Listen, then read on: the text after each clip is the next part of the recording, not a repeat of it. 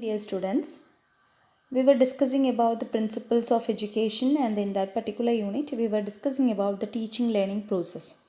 So we have seen regarding teaching learning, the factors influencing learning, laws of learning, and also we have seen the teaching, the maxims of teaching, principles of teaching, and also we have seen that last class the role or functions of a teacher. So in this class we will discuss about the qualities of a good teacher. What are the qualities of a good teacher?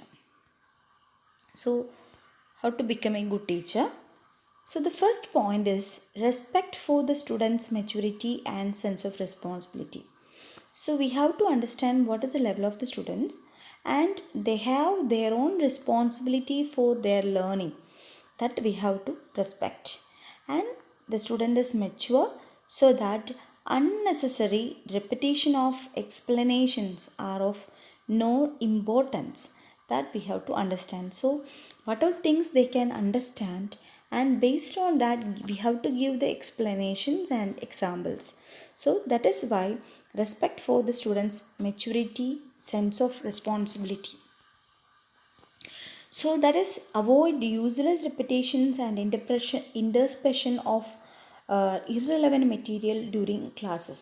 So like whenever we are starting at class, we are talking regarding something, and we are taking the class to some other topics which is of irrelevant to the matter or objective which is set for that particular class.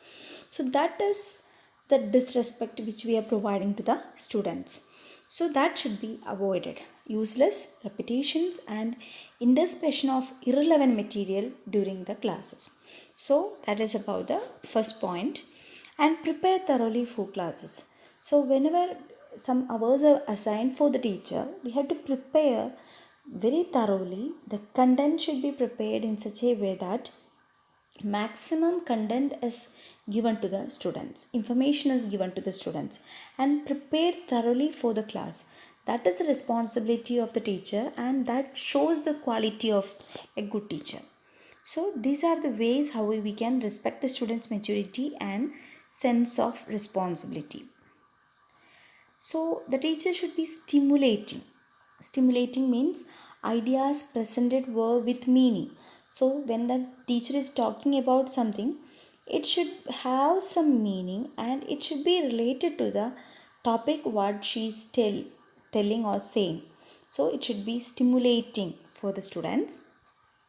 Strong, modulus, clear voice is needed, especially in classroom.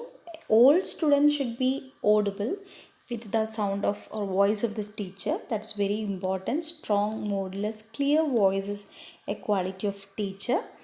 And pauses were inserted deliberately and allow for some digestion of complex thoughts. So especially when we are talking about a classroom instruction, classroom instruction, we have to give pauses in between, so that the students are getting time to get digested the topic what is given to the students. So that is about the insertion of pauses in between.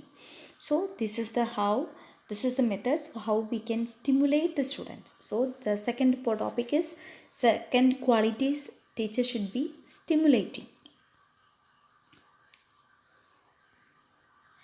Next is assignments. Whenever we are giving assignments for the students, it should be clear and concise.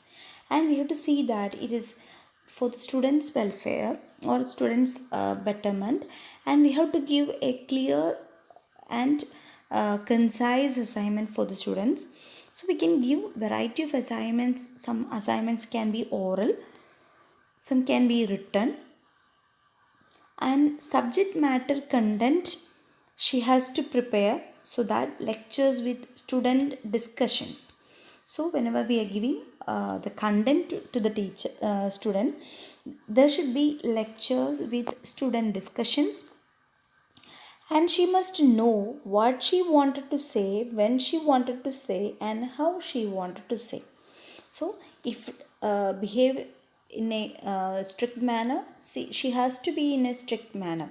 So like what she wanted to say, there should be a clarity. When she wanted to say, That should be there should be a clarity and how she wanted to say.